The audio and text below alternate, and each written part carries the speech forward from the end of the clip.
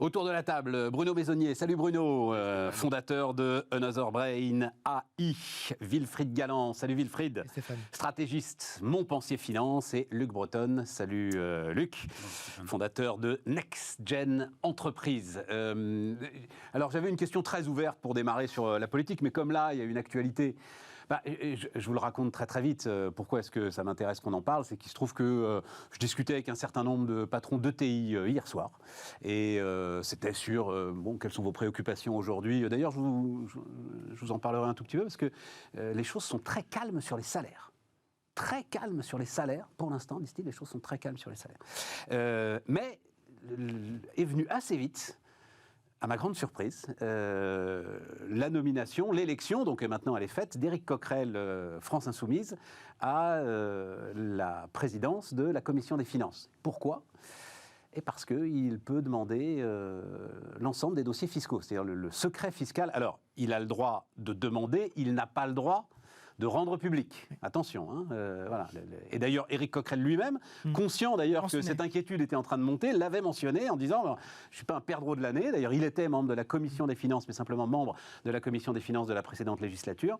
Et donc, il dit « non, mais je respecterai évidemment le secret fiscal, mais... » Et on rentre là dans, et c'est intéressant d'ailleurs qu'on en parle, on rentre là dans ce qui est quand même l'une des essences du capitalisme familial des ETI françaises. Et le secret fiscal est important.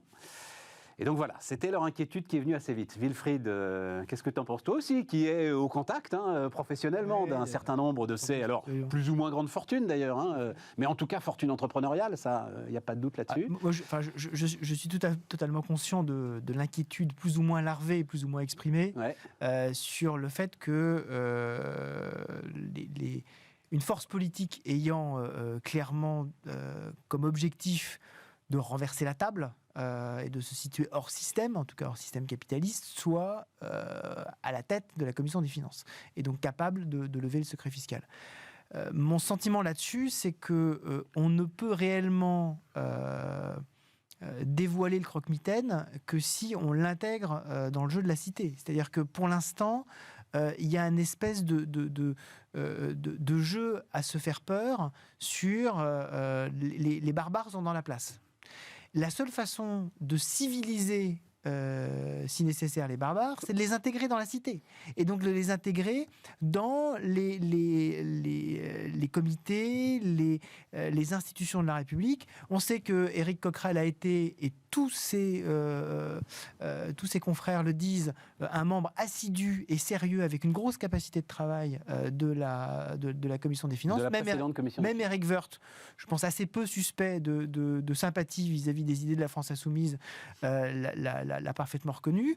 Lui-même a dit je ne suis pas là pour faire de la chasse aux sorcières. Alors effectivement, je pense que ça va frotter probablement un peu au début sur un certain nombre de pratiques, sur la communication et surtout, moi, la crainte que j'ai, c'est comment est-ce que les collègues d'Éric Coquerel, qui pour certains sont quand même, je pense, beaucoup moins au fait des us et coutumes de la République, peuvent répercuter des informations qu'ils peuvent lui donner. Que lui-même peut avoir et avec lesquels il peut discuter. Normalement, il ne doit pas les... Normalement, non. Voilà. Donc ça c'est effectivement un sujet. Mais au-delà de ça... Mais tu as raison, c'est là qu'on va voir s'ils sont responsables ou pas. Effectivement, il faut donner leur chance. Ça me rappelle les papiers qui disaient, j'étais très jeune à l'époque, mais au moment de 1980 et au moment de l'intégration des communistes au gouvernement, que c'était absolument horrible d'avoir des ministres communistes, parce que même Charles de Gaulle n'avait pas voulu intégrer au sein de l'exécutif des ministres communistes. Et grâce à l'habileté de François Mitterrand, finalement, tout ceci s'est passé relativement bien, et aujourd'hui, ils ont complètement leur brevet de républicanisme sans aucun problème. Mais tu savais pas lire en 1980 J'étais très en avance pour mon âge. J'étais déjà très en avance pour mon âge.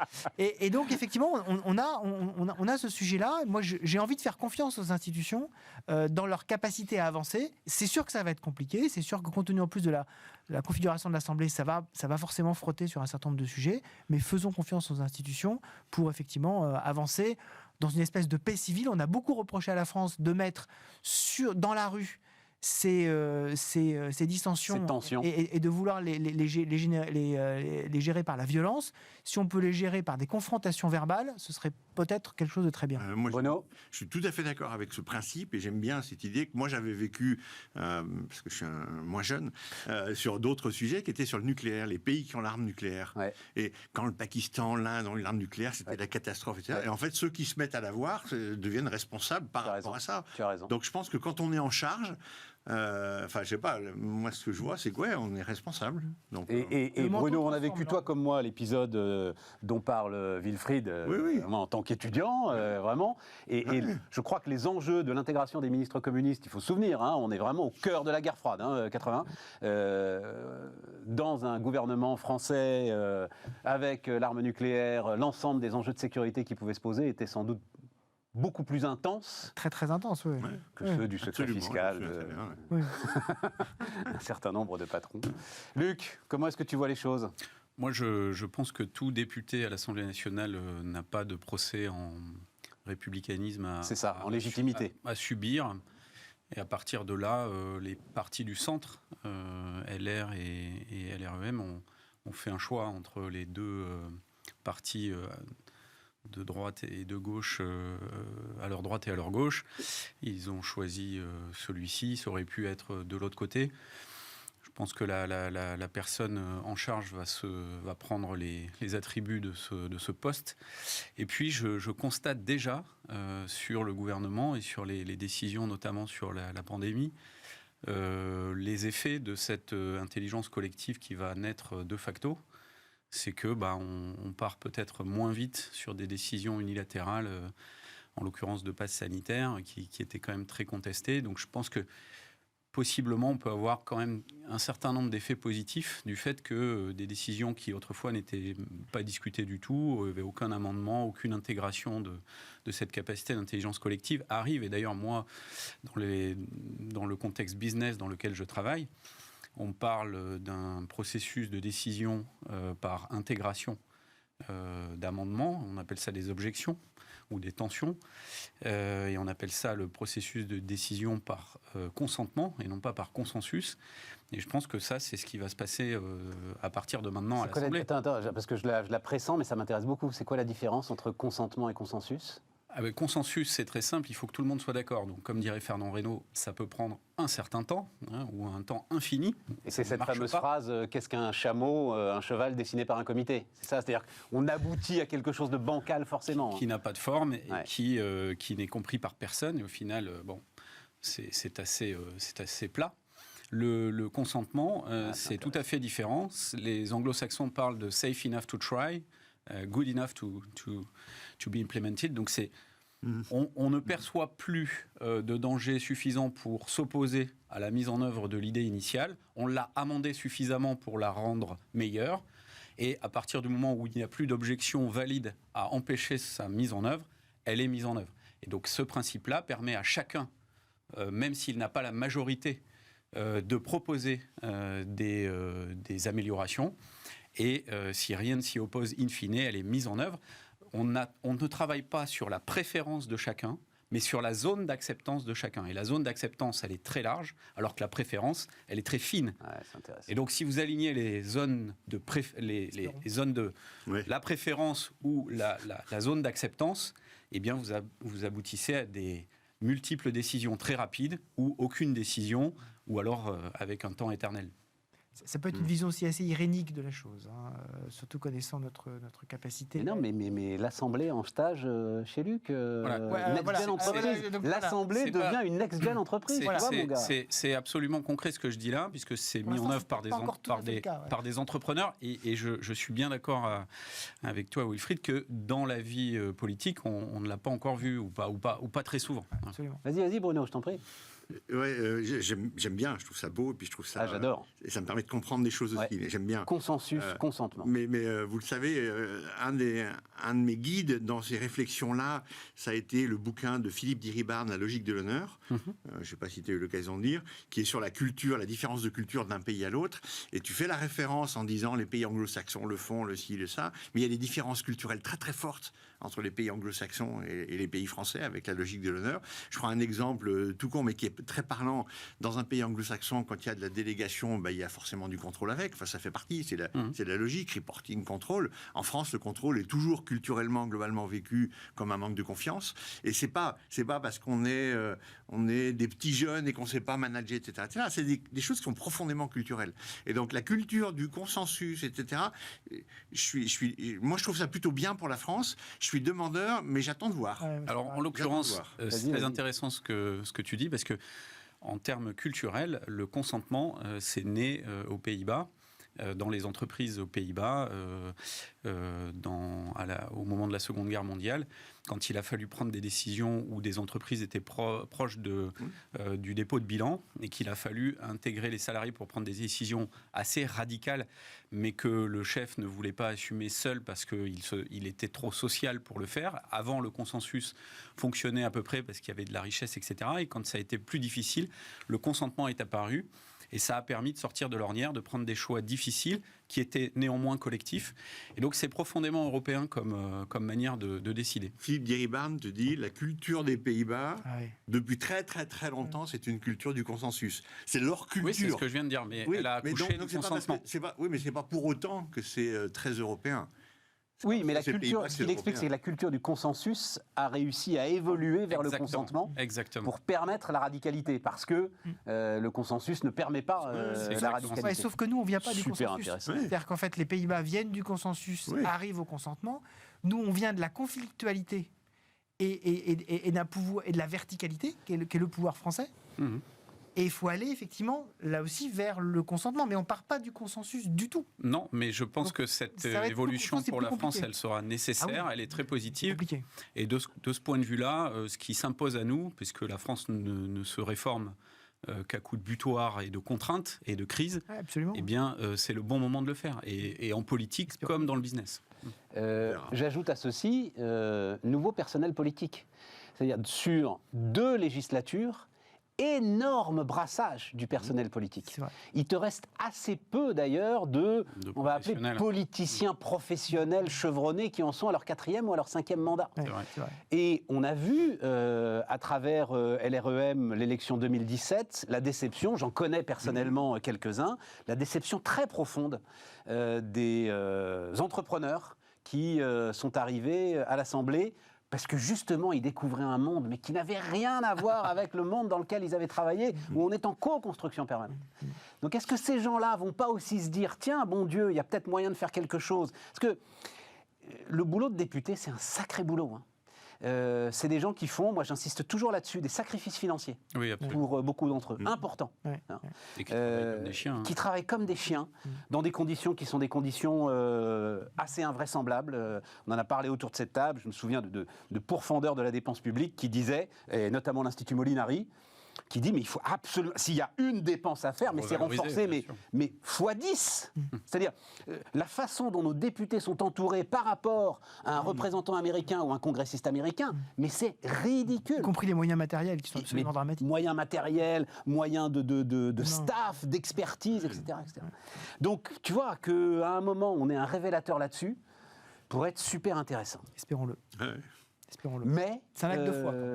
Oui, je dois avouer que ce n'est pas l'opinion partagée par les agents économiques auxquels je soumets cette hypothèse positive. Moi, je pense que les instances de l'État, enfin l'Assemblée, le Sénat, le Conseil économique et social, etc., ont besoin d'aller vers ces nouveaux modes de décision, parce que sinon, elles vont se faire doubler par la droite, par la gauche. Il y a eu les Gilets jaunes, il y a eu les conventions pour le climat, il y a eu des initiatives politiques spontanées qui ont éclos ça et là.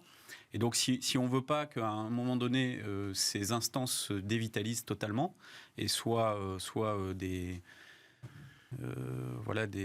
chambres d'enregistrement, des rebutoires pour les électeurs. 54% quand même d'abstention, c'est pas rien. Tout à fait. Et ça dit quelque chose. C'est pas juste la fainéantise d'aller voter, c'est que les gens ne trouvent pas dans ces représentations le moyen de leur expression. Donc il faut quand même revitaliser ça et revoir les modes de fonctionnement et s'inspirer de ce qui se passe ailleurs n'est pas mal. Ça s'appelle du benchmarking. Bon alors, c'est assez basique. Pour quand même casser un tout petit peu l'ambiance, c'est qu'il y a gros à parier quand même que le premier consentement qu'ils vont tous faire, c'est de dépenser, c'est d'ouvrir le carnet de chèques. C'est ce qu'on appelle en France le plus petit dénominateur commun. Le plus petit dénominateur commun, c'est le carnet de chèques public. Alors là, effectivement, on aura plus que du consentement. Je pense qu'on aura presque sur certains aspects un consensus très fort. Je ne suis pas sûr. Mais quand on voit chaque groupe politique, y compris les Républicains qui quand même avaient fait une grande partie de leur campagne sur la dette publique, le sérieux de la dette dépense publique. Le comité de la hache, disait Valérie Pécresse. Le comité de la hache, et qui, dans leur proposition, une de leurs propositions phares qu'ils veulent véritablement mettre en œuvre, c'est la diminution de la TVA sur les produits énergétiques. J'ai beaucoup de mal à penser qu'on va se trouver dans une autre situation que d'une course, en tout cas sur cette première loi, à dépenser plus. Mais là où je te rejoins, c'est que je pense qu'il faut, dans les premiers temps, avoir ces instants-là, ces instants où tout le monde va faire des retours d'expérience en disant ça ne se passe pas suffisamment bien, en fait on a peut-être fait un peu n'importe quoi, ou en tout cas personne n'est très content à la fin. Et donc le véritable sujet, le juge de paix, ce sera le vote du budget. Je pense que le premier vote du budget se passera de façon très compliquée, forcément, parce que c'est là où en fait on va voir les contraintes arriver, les murs, est-ce qu'on passe en dessous, est-ce qu'on creuse, est-ce qu'on essaie de le repousser. Et donc, suite à ce vote, je pense que ce vote passera à l'arrache avec un 49-3, avec des gens qui vont s'abstenir, avec le jeu des partis. Suite à ça, effectivement, on va pouvoir peut-être mettre en place d'autres types de pratiques en disant c'est pas satisfaisant ce qu'on vient de faire. Mais je pense, pour parler de la culture de conflictualité française, il faut qu'à un moment donné, on ait cette espèce d'étincelle qui dise ça va pas, et là, les bonnes volontés pourront peut-être se mettre en place. Mais je pense qu'on aura probablement besoin, j'espère me tromper, probablement besoin d'un ou deux exemples qui se passeront pas formidablement bien pour après retrouver effectivement cette vocation à travailler ensemble que j'appelle de mes voeux. Là, en attendant, on va lâcher donc une soixantaine de milliards. Mais ça, alors, les 50, moi, ça reste un mystère pour moi. Certains de mes confrères m'écoutent. Je ne comprends pas pourquoi ceux qui font les calculs, les journalistes, n'intègrent pas EDF dans les calculs. C'est-à-dire qu'ils mettent Total et EDF sur le même plan. Total fait une remise de, je ne sais plus combien d'ailleurs. 12 centimes. 12 centimes sur le litre d'essence. Okay. Mais EDF, c'est de l'argent public. Enfin, ça doit parfaitement être intégré dans... il faudra de toute façon recapitaliser la boîte. Enfin, il n'y a aucune différence. Donc on va quand même lâcher ça. Non, c'est juste parce qu'on en avait parlé ensemble avec Bruno. Le plan France 2030. Oui, c'est vrai. Ouais. Tu te souviens du raout 2 heures. Et avec Bruno, on avait discuté ensemble. 30 milliards sur 5 ans. 50 à 60 milliards sur 6-8 mois. Et dont tu te rends compte, dont plusieurs dépenses récurrentes. À l'intérieur de ces 50-60 milliards, il y en aura, ce sera tous les ans. On a même entendu... tu crois tous les ans? Qu'est-ce que tu mets tous les ans? Parce que ce qui coûte très très cher, c'est le bouclier énergétique quand même. Celui-là, il va s'arrêter quand même un moment. Disons que la revalorisation du point d'indice... oui.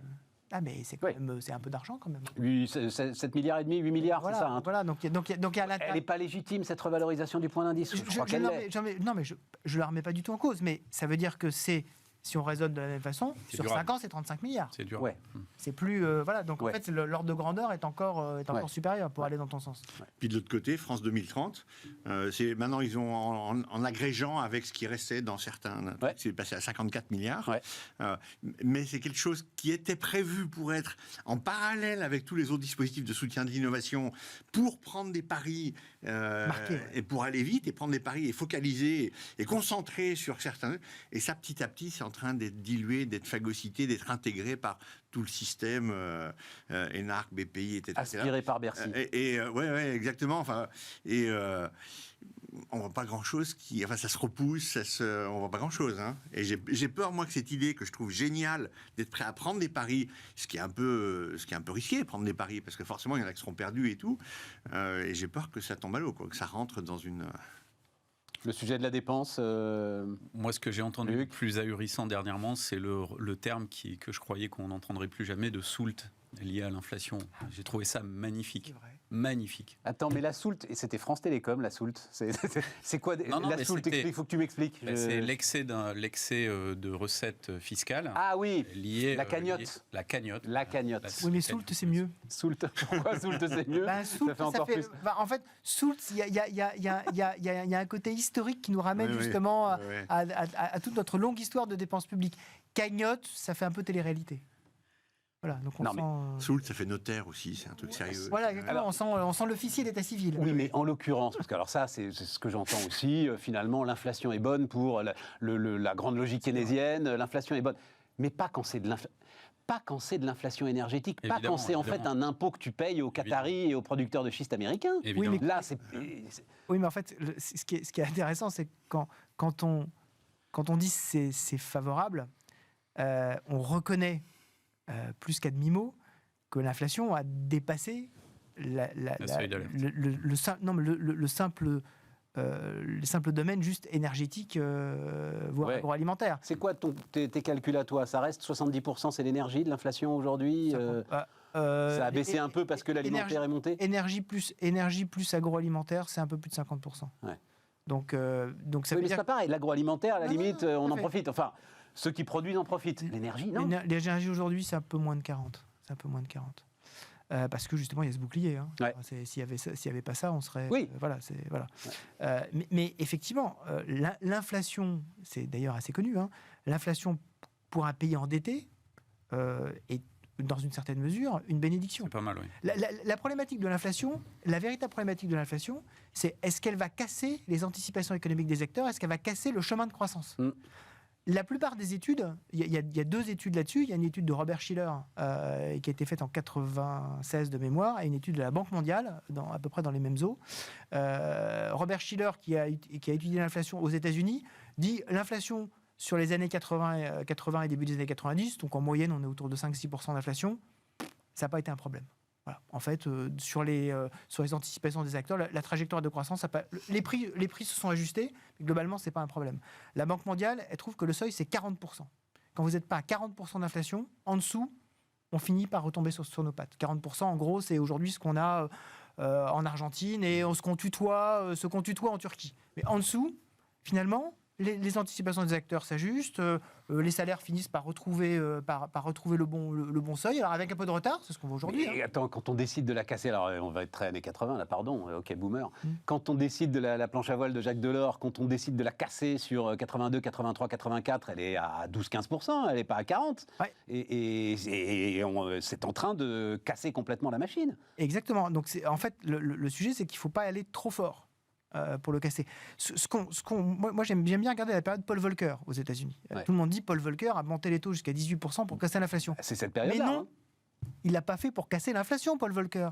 Il l'a fait pour redonner de la crédibilité au dollar, qui s'était effondré dans les années 70. Le dollar de 1971, l'arrêt de Bretton Woods, 76, l'accord de la Jamaïque. Donc je me désancre de l'or. Puis je me désancre de toutes les autres monnaies et je suis en pur change flottant. Le dollar, par rapport à l'or, il baisse de 4. Enfin, il y a un rapport de 1 à 4. De 1 à 4. Donc la problématique, c'est que le dollar s'effondrait. Donc il fallait redonner de la crédibilité au dollar. Il fallait redonner de la stabilité au système monétaire. C'est ça qu'a fait Paul Volcker. D'où le dollar fort d'aujourd'hui, que personne ne veut remettre en cause parce que c'est un mythe et qu'il ne fallait surtout pas que ça s'effondre. Aujourd'hui, on n'est pas dans cette situation-là. On a une vraie stabilité monétaire. Donc, toute ma problématique aujourd'hui économique, c'est qu'il ne faut pas casser la mécanique économique en allant trop fort parce qu'on va se retrouver, alors certes, avec une inflation très faible, mais avec une économie à plat. Ouais. Et ne nous trompons pas, quand j'entends des gens dire... C'est une tentation, ça, oui, voilà. Quand j'entends des gens dire qu'il faut choisir entre la peste et le choléra, je suis désolé, le choléra, c'est 8-10% de mortalité, la peste, c'est entre 50 et 80%. C'est vrai, ça? Ouais. Entre les deux, je préfère le choléra. Donc on peut choisir entre la peste et le choléra, mieux, en fait. Bah, c'est ça, quand on dit qu'il faut choisir entre la peste et le choléra, bah oui, moi je prends le choléra, vous prenez la peste. Mais on apprend de ces trucs. Voilà. Mais en fait, il faut choisir le choléra. Bah, bien sûr. Bien sûr. Mais par contre, c'est devenu... non, c'est l'autre nom pour Caraïbes des Scylla. Un mot, Wilfried, parce que tu es là. Donc là, il y a eu grande réunion des banquiers centraux à Sintra, au Portugal. Voilà. Très joli. Et tension sur les taux, les dettes souveraines, etc. Et tout. Et on a l'impression qu'en fait, la Banque Centrale Européenne est en train de réfléchir à des outils. Je sais pas ce que c'est, des outils. Ah bah oui. Ouais. Surtout pas être trop précis. Surtout pas être trop précis. Ouais. Mais globalement, on va nous redonner un visa pour continuer à dépenser tant et plus. En fait, ce qu'on est en train de voir, c'était un scénario que j'avais évoqué avec toi comme étant une hypothèse assez peu probable, mais qui est en train de se matérialiser. C'est une dissociation de la politique de taux d'intérêt d'un côté et de la politique de rachat d'actifs de l'autre. C'est-à-dire que la politique de taux d'intérêt, c'est le prix du risque et le prix du temps. Ouais. Tout le monde commence à comprendre que, en particulier les taux négatifs, et quand on écoute bien les banquiers centraux, ça fait déjà au moins 2 ans qu'ils nous disent on reconnaît bien que ça marche pas très fort. Même Villeroy de Galhau, qui est quand même en fait le Bernard von Riesenburg de la langue de bois, hein, c'est les bénistes un peu stars du XVIIIe siècle de la langue de bois, on reconnaît quand même à demi-mot que c'était pas non plus une exceptionnelle réussite, ce qui dans ces termes veut dire qu'ils se sont totalement plantés. Donc effectivement, revenir à des taux positifs, ça paraît en particulier aujourd'hui une évidence. Revenir à des taux qui soient à peu près cohérents avec la croissance potentielle. En Europe, c'est à peu près 1%. Aux États-Unis, c'est autour de 2, 2,5%. C'est relativement logique.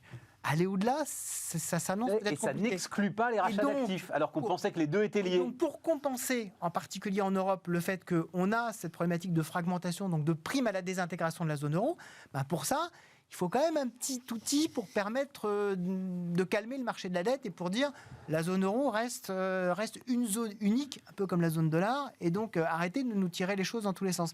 Donc avoir effectivement à la fois un petit programme de rachat, alors qu'il ne va pas se nommer comme ça va être un programme de stabilisation avec un acronyme dont la Banque centrale elle se crée, et puis de l'autre côté, effectivement, remonter tranquillement les taux. Et donc Christine Lagarde a dit d'ailleurs, le niveau des taux est totalement dissocié de l'outil anti-fragmentation. Non, mais d'accord. Et ça, c'est radicalement nouveau. Je l'avais très intéressant, je m'étais dit, c'est possible.